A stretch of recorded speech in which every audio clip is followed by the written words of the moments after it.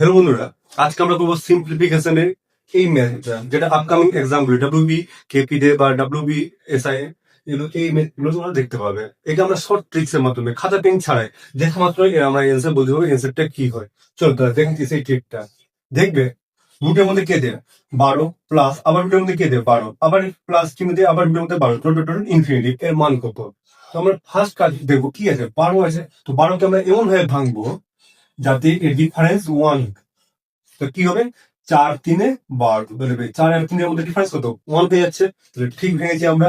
এবার দেখবো ভিতরে কিসের চিহ্ন আছে, দেখবে সবটাই প্লাসের চিহ্ন আছে।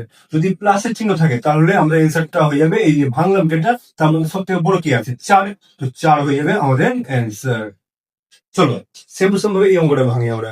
কি আছে দেখবে, 6কে ভাঙতে হবে, কিভাবে ভাঙবো, যাতে ডিফারেন্সটা 1 হয়। তাহলে কি হবে, 3 আর 2, 3 2 6 হয়ে যাচ্ছে। আর ডিফারেন্স কত হচ্ছে, 3 দিয়ে 2 বাদ দিলে 1 হয়ে যাচ্ছে।